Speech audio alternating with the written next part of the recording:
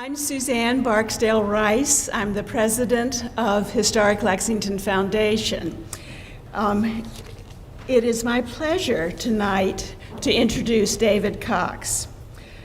David was ordained in the Episcopal Church in 1972 and served from 1987 to 2000 as rector of R.E. Lee Memorial, now Grace Episcopal Church in Lexington. He left this position to continue doctoral studies. Thereafter, he served congregations in Northern Virginia, Richmond, and Hot Springs. In 2008, he was elected to the Lexington City Council and served in that capacity for 4 years. Since 2006, he has been a professor of history at Southern Virginia University, teaching courses in liberal arts and history with a focus on American and religious studies and contemporary issues. His book, A Religious Biography of Robert E. Lee, appeared last year, and his new book, Lee Chapel at 150, was published this March and is available for purchase and signatures in the back following tonight's program. David will speak on the Great Chapel Controversy. David?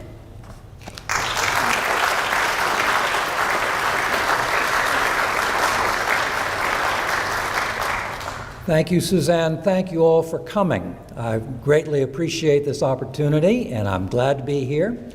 Glad to see so many people from various aspects of my life, including SVU, and as well as the community at large.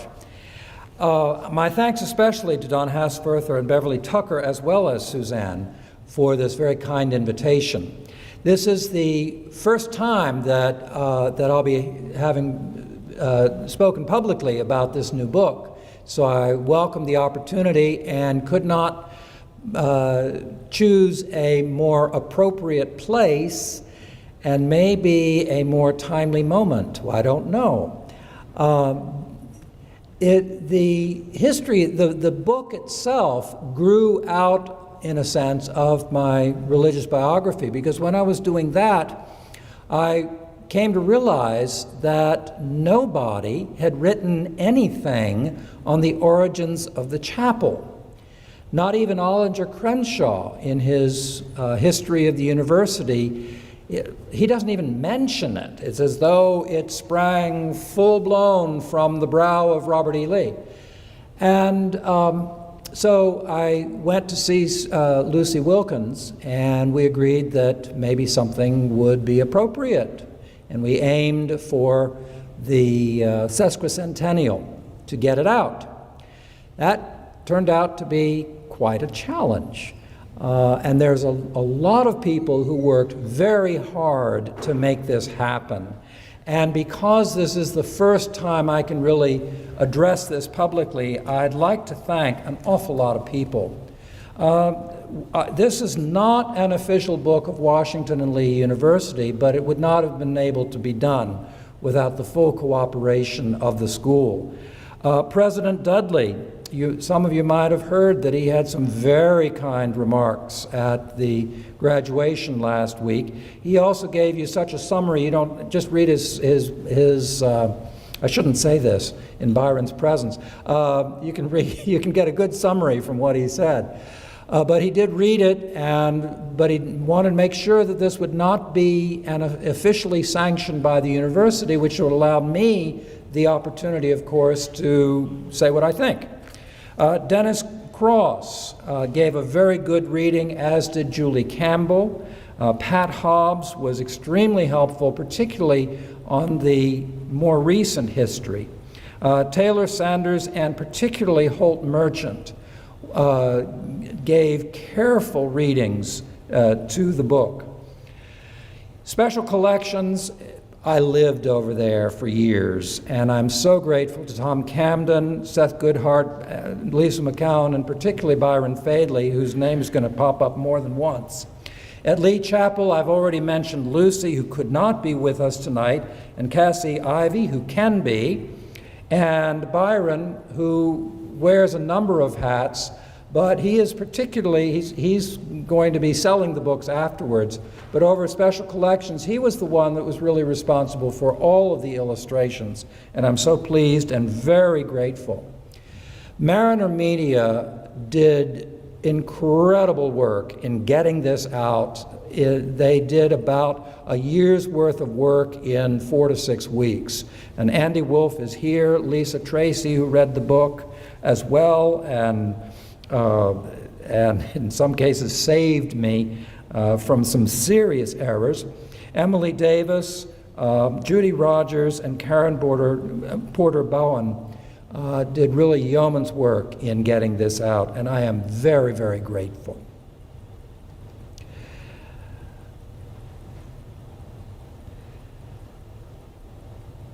I want to talk about one of the 2 chapters or incidents in the life of the chapel that particularly intrigued me. The first one was its origins. As I mentioned, nobody talked about that. No research had been done.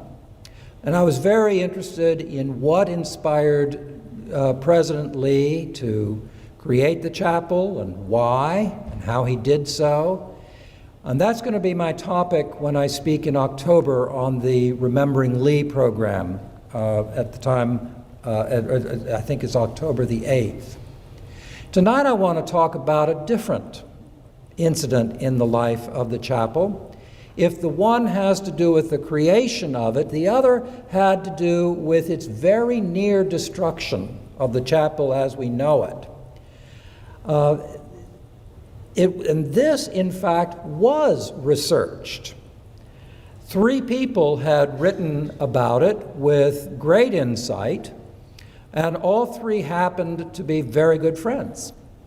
Winifred Hadsell, Pamela Simpson, and about 20 years before they did, Matt Paxton, who is here tonight. And I'm plagiarizing the title of his fortnightly paper that he gave in 1961 when the chapel was being redone thanks to the Ford Motor Company, and talk about the great chapel controversy of the 1920s, a controversy in which his grandfather, the editor of the Rockbridge County News, played a very significant role.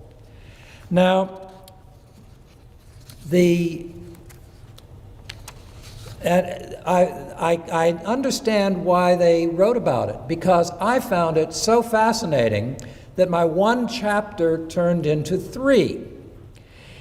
It is a fascinating story of conflicting visions, of overweening pride and institutional arrogance, and, as Pam Simpson put it, how a little group of willful women saved the Shrine of the South, and in so doing saved us from a result that, well, I'll let you judge for yourself.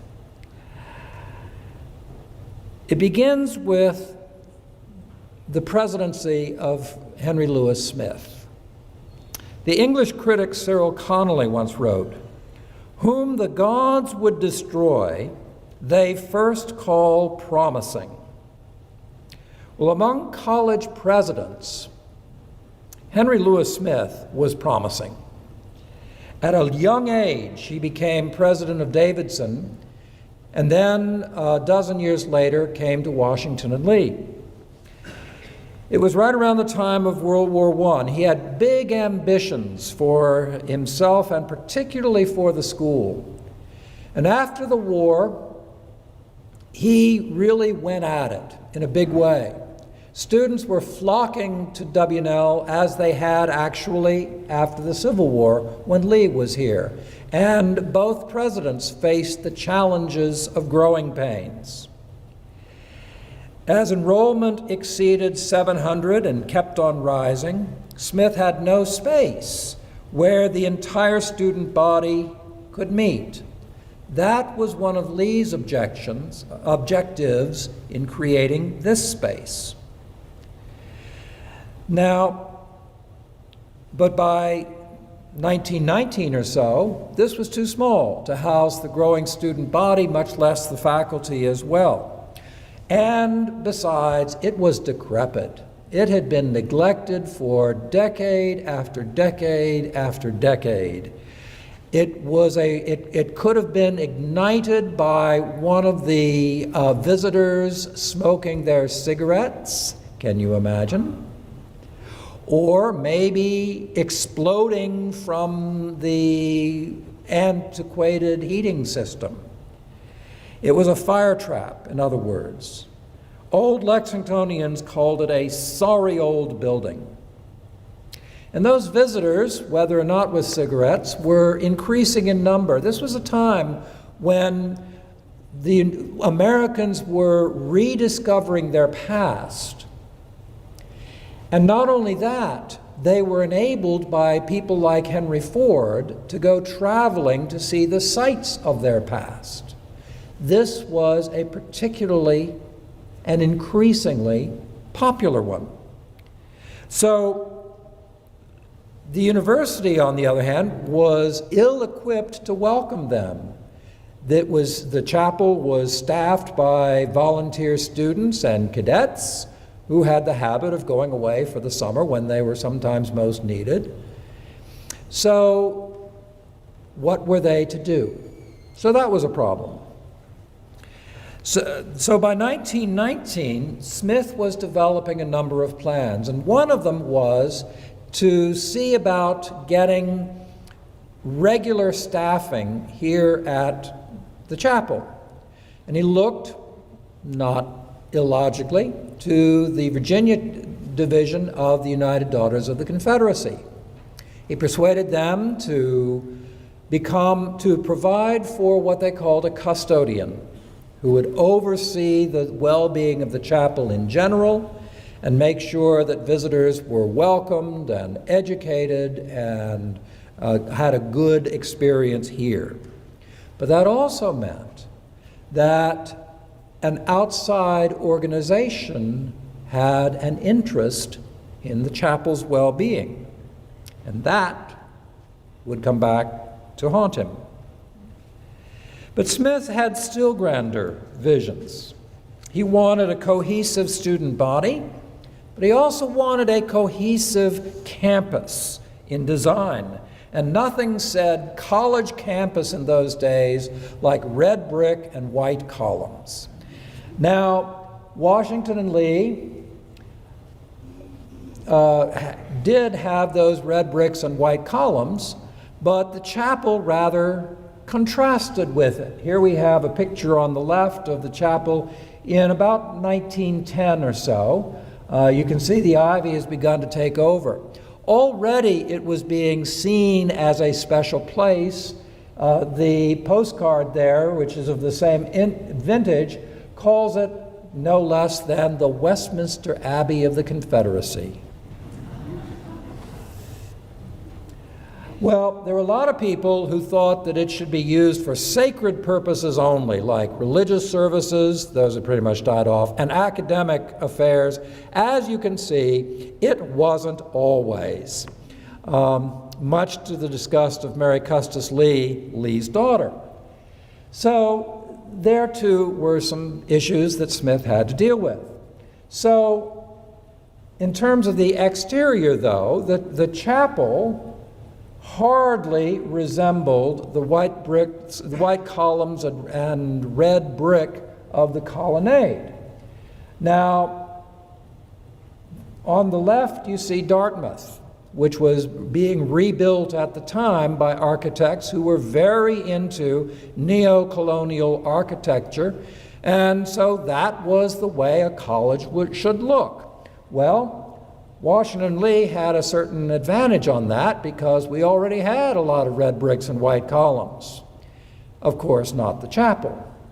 Well, so Smith got together with the rector, who was William Anderson. He had been Attorney General, as you can see, and he had also served under Lee in the war. On the right is Leonora Rogers Schuyler, whom we'll mention in a little while. But Smith and Anderson formed a good team, and they shared the vision of a renovated, revitalized campus, not only in a better student body, but in a more cohesive design. So that was one objective. A second objective was to have a place where the entire student body could gather. Makes sense. Again, that was Lee's objective in creating this place at the very first. And then there was a third, a place to honor Lee. That, he felt, was not being done by the old Victorian pile of bricks that he saw. It is General Lee's tomb, he argued, not the chapel, which is and will ever be the South's most sacred shrine. He needed a building to encase that shrine worthy of Lee. Now, please understand, and for Smith, this part doesn't matter. It's this part and downstairs and the office. That's the shrine.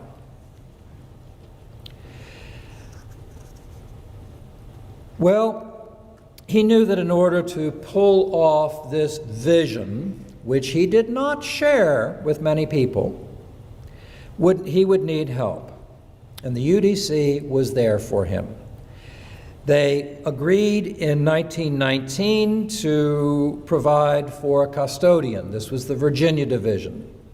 Well, the National Convention agreed in that same year on his plan for, and I quote, the renovation and enlargement of the Lee Memorial Chapel, unquote, which was part of a larger effort to honor Lee not only with the chapel and with the custodian, but also by making permanent the journalism department and extend some engineering programs in the school.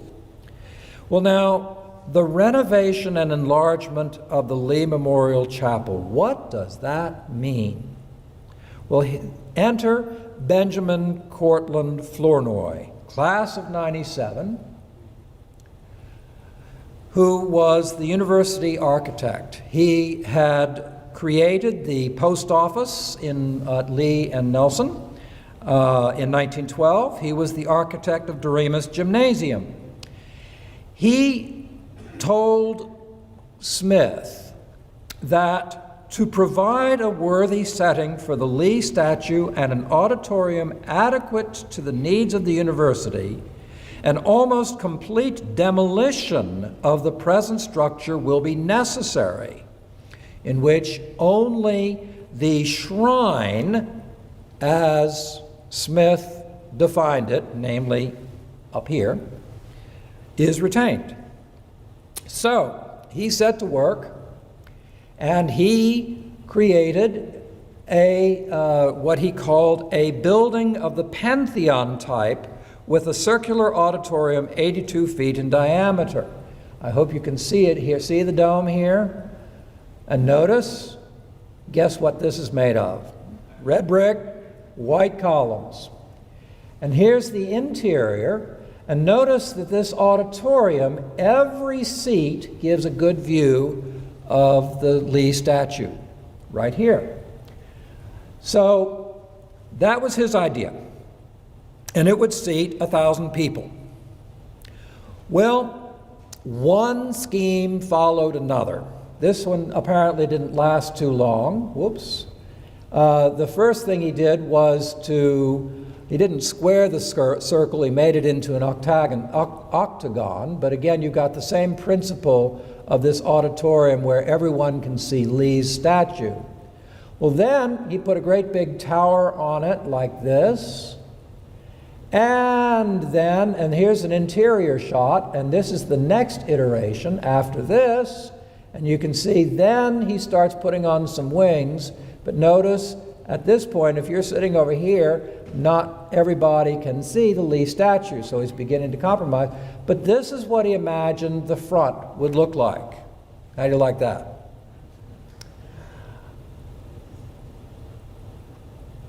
Let's see. Okay. Well, by 1920, this was the first watercolor that he created. And what do you notice about this? How about red brick and white columns? You'll notice there is a steeple, and notice at the top there is a cross. In this building, there is no religious symbolism whatsoever. That was what Lee had. So there's a little variant from Lee. The windows here are kind of similar, the Romanesque arch that is characteristic of what we have here. But other than that, doesn't look so much like it. So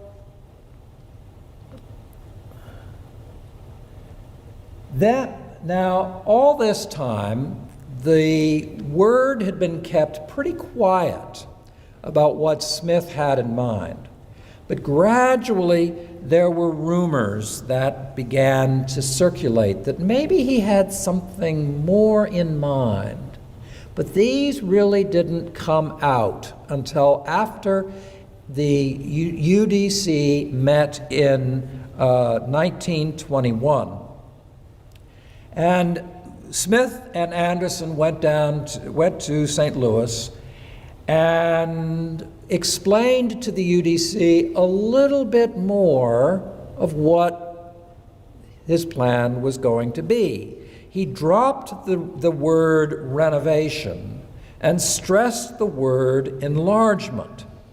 And he challenged the UDC to, again quoting, recognize General Lee's University as peculiarly belonging to the whole South, and thus worthy of support, especially for this great memorial movement, the enlargement of the chapel, to continue the work for which General Lee erected it, as well to safeguard it from fire, and to make it, again quoting Smith, more worthy of his name and fame.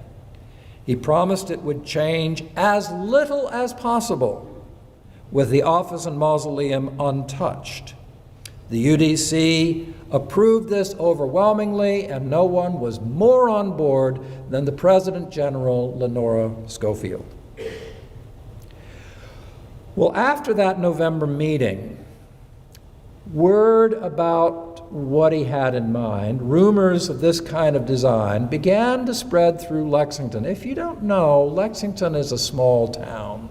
It's kind of hard to keep secrets for very long. So on the first day of 1922, Mrs. Elizabeth White, the wife of Dr. Reed White, who lived at right behind the post office at the corner of Nelson and of Lee, invited Anne Norvell Odie Scott to discuss the situation. Mrs. Scott was the UDC representative for Virginia overseeing the custodian program, so she would come over to Lexington from Lynchburg on occasion. And they got together and they found that they mutually had some rather deep concerns. So Mrs. White called together the membership of the UDC at her home, and they agreed to write their concerns to Mrs. Schuyler, to John W. Davis, who was an alumnus on the Board of Trustees, who would be the presidential candidate in 1924 for the Democrats, and also Mrs. Robert E. Lee III, whose grandson of President Lee, who was on the Board of Trustees. They shared their concerns and got no response. Well, Flournoy kept working. Oh, here we have Mrs. White, and then Bessie Davis and Matthew Paxton. Does he look at all familiar? Will enter into our story momentarily. Well, in April, Flournoy produced this. This is the side you see from Route 11. And you can see that the old tower is completely gone. In fact, there's not much left of the old building whatsoever. And here is the floor plan where you have the shrine part here, and then all of this is totally new with, of course, the requisite columns.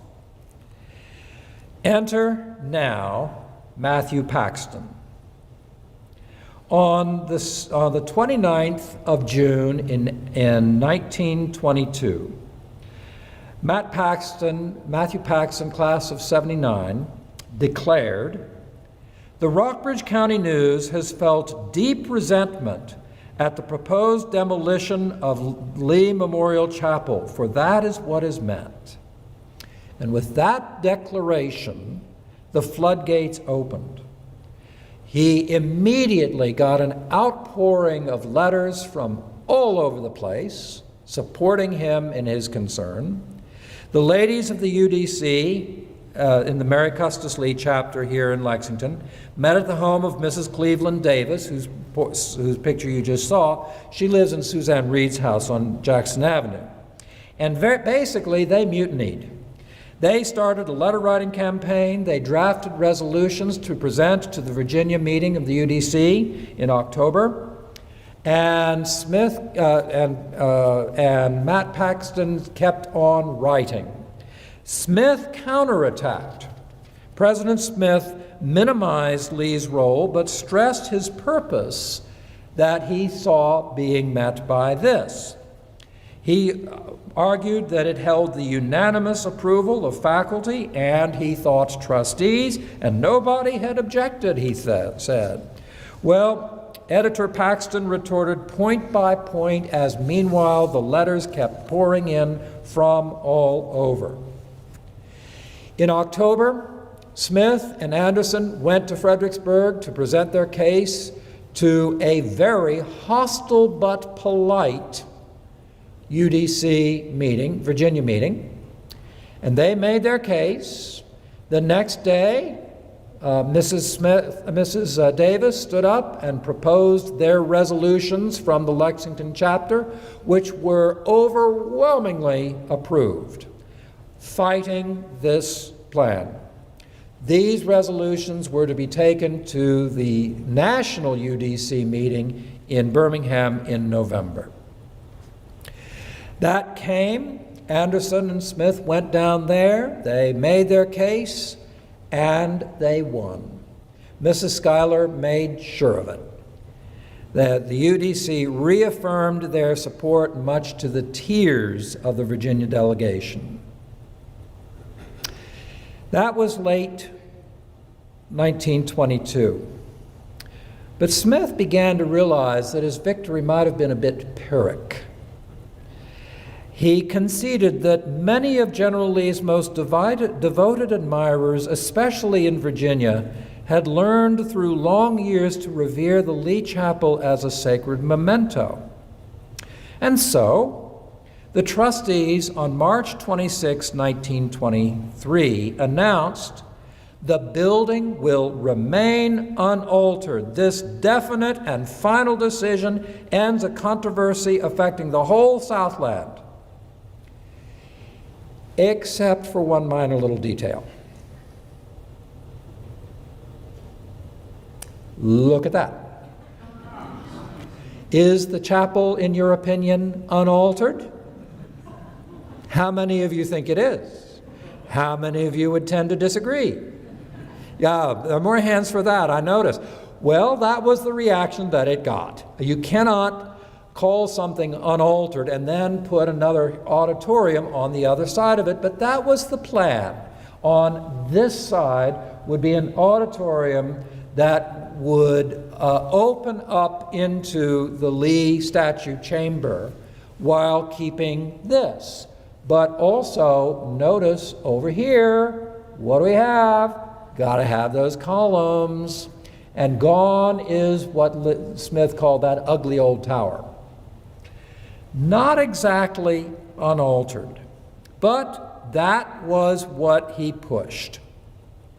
He had talked with Ralph Adams Cram and other leading architects of the nation, the National Fine Arts Commission, and emerged with what the trustees and he called the final solution of the Lee Chapel problem, a plan for enlarging the Lee Chapel by addition instead of by reconstruction, thus leaving the present chapel substantially unchanged.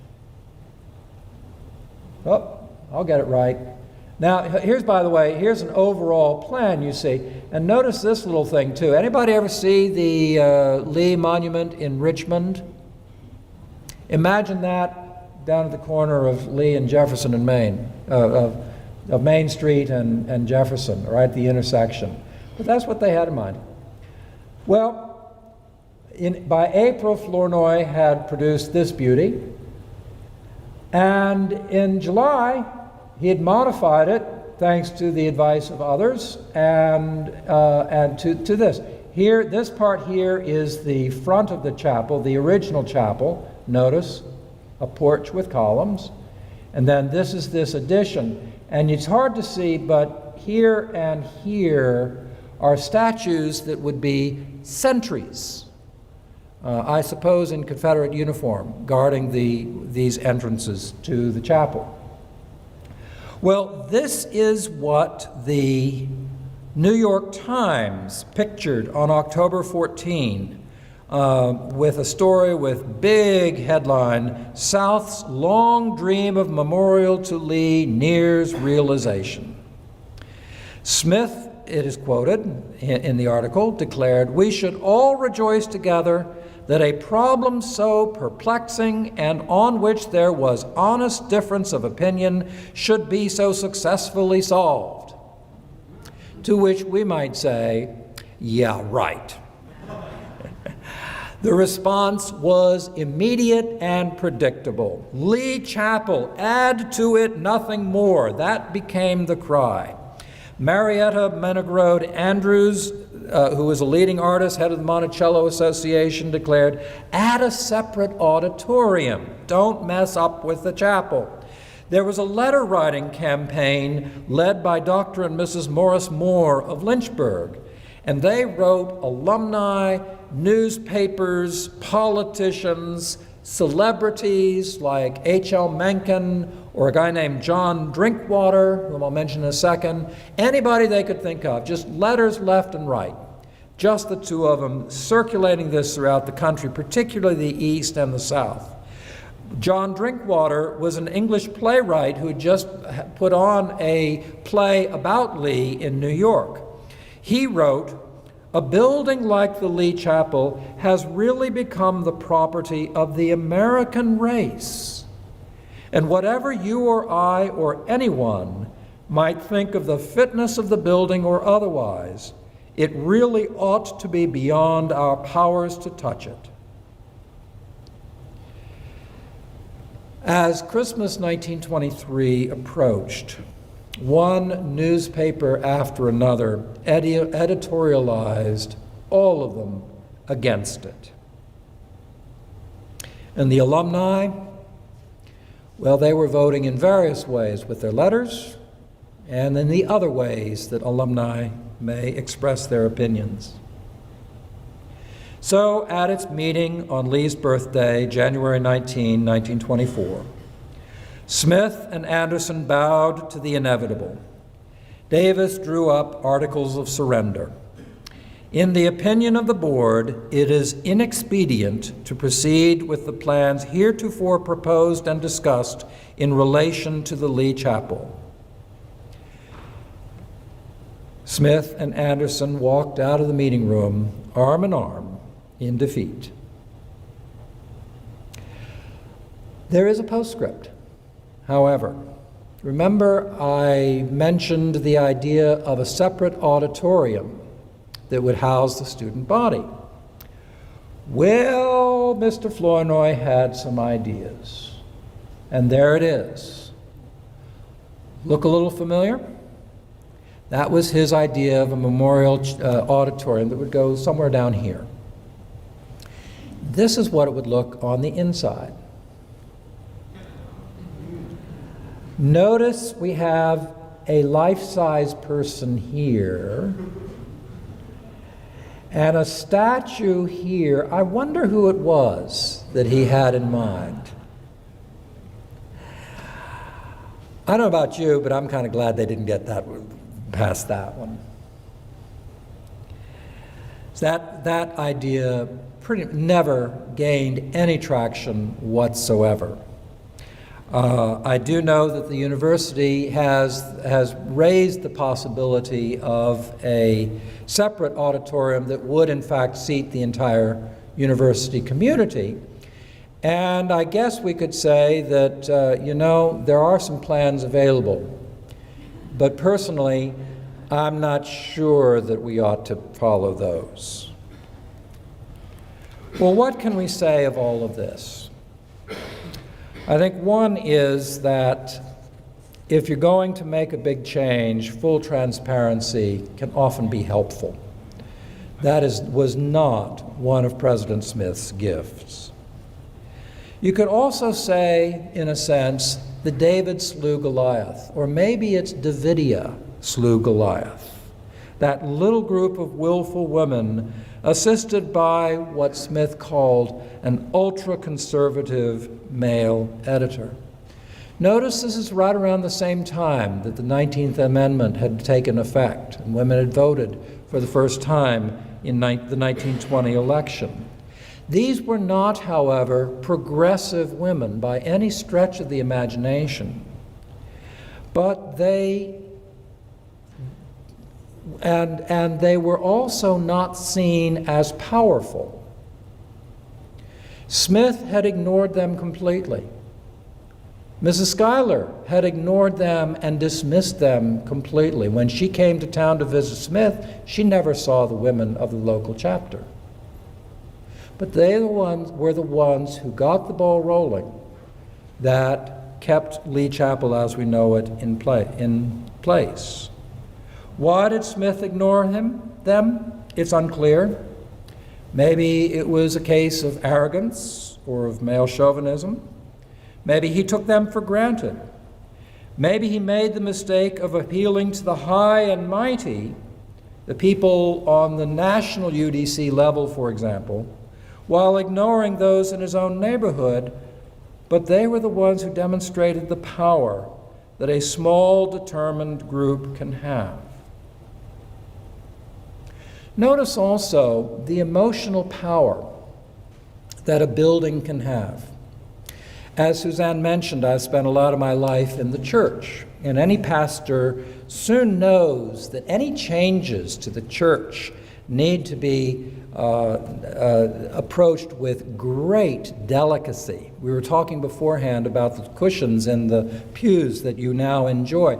Those took about 30 years to get in place, and over at the Presbyterian Church, they've been talking about it for 15 years, we were agreeing, and so it's 15 years more before there's going to be cushions in Lex Pres, but it'll come. You know, buildings have power, architecture has power. And it's an emotional power and sometimes a spiritual power. It's an amorphous power, but it's a power nonetheless. There's another facet of this, that in the process, the nature of the chapel itself was redefined. It had been the college chapel, and the college didn't pay much attention to it.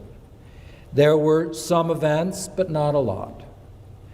Well, in the course of this saga, it strengthened the association of the chapel with Lee. Not just what Lee defined as the shrine, the part up here, but the entire building. It intensified the connection that this place had with the Confederacy. That was seen about 10 years later with the addition of Confederate flags on a more permanent basis. But it also intensified, as Drinkwater implied, its connection with the nation as a whole. This was a time when Lee was being seen more and more, not just as a Southern hero, but as an American figure of prominence. In 1913, a New Englander named Gamaliel Bradford wrote the first biography by a Yankee of Lee called Lee the American. And in 1961, it was declared a National Historic Landmark by the Department of the Interior. And there was one more result. The university paid more attention to it. The university took better care of it, and that has continued, particularly after 1960. It saw to the creation of a museum downstairs. And what happens now? Wouldn't you know that just as I published the book, there's a possibility of another chapter as this history opens. We don't know where it will lead, but it will be interesting to find out. Thank you.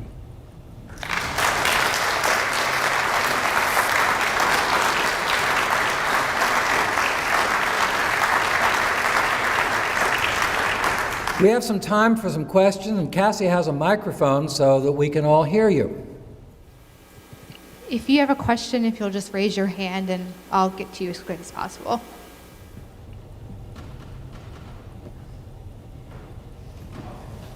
Leon. Cox, what role did President Lee's son, who was teaching at VMI, play in Oh, that's a good question to get you back here in October. Actually, the building was pretty much designed by Custis Lee and his superior on the faculty, Thomas Holmes Williamson. Custis owned a book about the Smithsonian Institution. And these windows, for example, are exact copies of what we have. The tower is borrowed from the Smithsonian. That was a very common thing. Both Custis and Williamson had interests in architecture. And so they were the ones who were primarily responsible for the design itself. But President Lee took an active interest. In the book, you'll see a picture of one of the sketches of the interior, and you can see, if you look closely, there are penciled scribblings in Lee's hand about where different things go. So he took an active interest, but it was really Williamson and Custis Lee who led the effort to design it in the first place. Thank you for this. Is it working? I'm sure I can hear you, Carrie. Great. That was a wonderful presentation. I'm very excited to hear what you have to say in October. So now here's a very challenging question. Having been director of the Robert E. Lee Church, which had its name changed, and watched what's happened in the last year in this country with the statues of Robert E. Lee in Charlottesville and other places, what should we do? And especially what should we do to avoid all the intense, horrible polarization and refighting of the Civil War and the legacy of slavery? What should we do in the present moment? That question is so far above my pay grade. There's no way I could answer it, nor would it be my place to, even if I had some answers.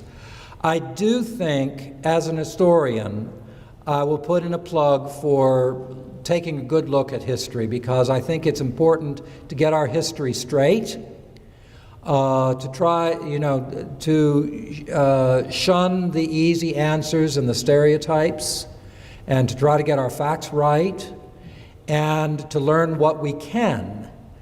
Now, I will tell you that when the name change was being considered over at the Episcopal Church, I tried to take no side one way or another, but I was at that point putting out the biography of Lee. And so I tried to present the person of Lee as I understood him. And I've had more than one person come up to me and say, well, gee, as a result of this, I could go either way. And I said, precisely. So I leave it with you. I encourage you to learn from history and reach your own judgments. But thank you. Now, having said that, I've also actually have been asked to mention that if you do have comments, they are being sought by the Commission and by President Dudley, and you can share them at commissionreport@wlu.edu. So, other questions or comments? I want to comment. As the guy who read it first, I should say, as the guy who read it first and the book before, I have to, and is Lisa Tracy here? She is. She is. Lisa was the story editor on this book, and it grew. This is 100% local. It really is. And shaped work that was immediately important, not just for the history in the past, but also as we look forward into the future. But I want to compliment David, because having read everything that you've written, that has been published at least, I think it's by far the best work that he's done. And he speaks with a very free and open voice. He's not guarded, and it is very frank. And I get nothing if you buy a book, but I certainly would encourage you to. And it is just a great, great product, and something that all of us in town can be very, very proud of. Thank you. Between you and President Dudley, that's... Thank you. Yes. I mentioned these to you before. I attended the Washington Lee High School in Arlington, Virginia, back in the 50s. Washington Lee High School, of course, has the same name as this school. We were very proud of that high school. It was amazing. There was a proposal, a very strong proposal among the county leaders, to change the name of Washington Lee just recently. It was interesting. I was amazed that the scholar dissertation went back and forth, but the efforts were very strong, remarkable historical research by the graduates of Washington Lee High School on keeping the name of Washington Lee intact. I was amazed at how strong it was just to remain in the historical research. This came out of Arlington County, Virginia, which is, of course, a very liberal county. And I grew up here. I was very appreciative. But I was very pleased to see there's a stay on the issue, and the presentations were remarkable by the graduates of Washington Lee High School. Thank you. Thank you. All right. Well, thank you all very much for coming. I wish you well. I hope this has given you something to ponder, and look forward to seeing many of you in October.